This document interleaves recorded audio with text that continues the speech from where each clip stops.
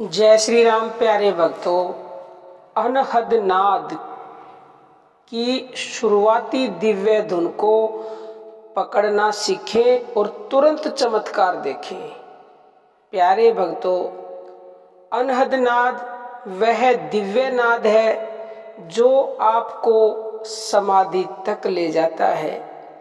इस दिव्य नाद के अंदर ही वह शब्द या सार शब्द या नाम छुपा हुआ है, जिसके लिए कई कई सालों तक ऋषि मुनि तपस्या करते हैं, जिस शब्द को नाम को जानने के लिए। जब आप अभ्यास के द्वारा इस नाद को क्रॉस कर जाएंगे तो वह दिव्य शब्द, सार शब्द, नाम शब्द इसी के अंदर से प्रकट होता है। लेकिन इससे पहले जैसा हमारा अपना अनुभव है, आप श्वासों के द्वारा अजपा जप का पूरा अभ्यास करेंगे तो करते करते अपने आप अनहद नाद सुनने लगता है। उसके लिए आपको अलग से साधना नहीं करनी पड़ती।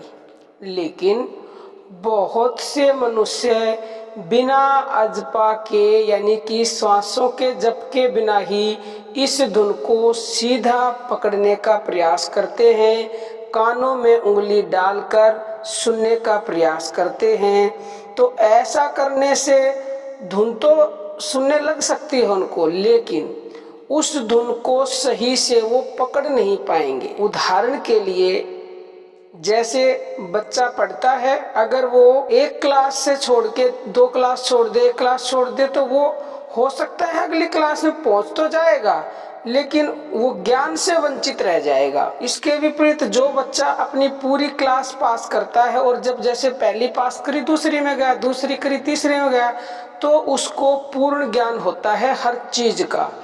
इसी तरह से अगर आप सीधा ही इस धुन को पकड़ने का प्रयास करोगे तो आपको ज्ञान की प्राप्ति नहीं हो सकती और आप ज्ञान से वंचित रह जाओगे।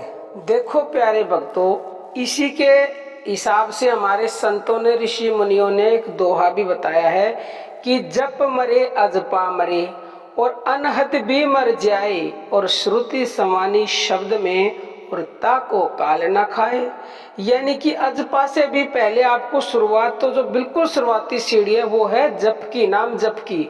उसके बाद आप अजपा पे आओगे और उसके बाद फिर आपको अनहद सुनाई देगा और अनहद भी मर जाएगा। जब वो असली जो शब्द, सार शब्द, नाम जब प्रकट होगा तो इस शब्द में से ही जो आपको ये अनहद शब्द सुनाई देता, अनहद नाद, उसी में से ही आपको प्रकट होगा।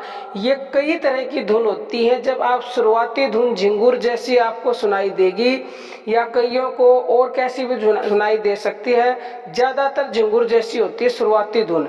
तो उसके बाद अगली, उसके बाद अगली, उसके बाद अगली, उसके बाद अगली, जब ये सारी आप पार कर जाओगे और जब लास्ट में ये सारी आपकी लय हो जाएंगी तो वो शब्द प्रकट होगा। तो अगर आप चाहते हो कि सीढ़ी दर सीढ़ी ऊपर चढ़ें और इस दिव्य धुन को पकड़ना चाहते हो ठीक से, तो शुरुआत से सीढ़ी दर सीढ़ी ऊपर चढ़े और फिर अजपा और फिर अनहद पर आए और फिर जब आपको इसका अभ्यास हो जाएगा तो आप अच्छी तरह से इस धुन को पकड़ना सीख लेंगे। और कुछ दिनों के अभ्यास के बाद आपको चमत्कारी और जादुई लाभ देखने को मिलेंगे, जैसे कि आपको अपार शांति, आनंद के गहरे समुद्र में डुबकी लगाने जैसा महसूस होगा। आपका गुस्सा, क्रोध हमेशा के लिए दूर होने लगेगा। आपको सब कुछ अच्छा लगने लगेगा। आप बिल्कुल शांत रहने लग जाओगे। आपके अंदर ऐसे चमत्कारी और ऐसे बदलाव आएंगे कि जिनको मैं वाणी से बयान नहीं कर सकती। अगले वीडियो में हम डिटेल से बताएंगे। बाकी प्यारे भक्तों, अर्जी हमारी है और मर्जी आपकी है। अब हम अपनी वाणी को विराम को देते हैं। जय श्री राम प्यारे भक्त।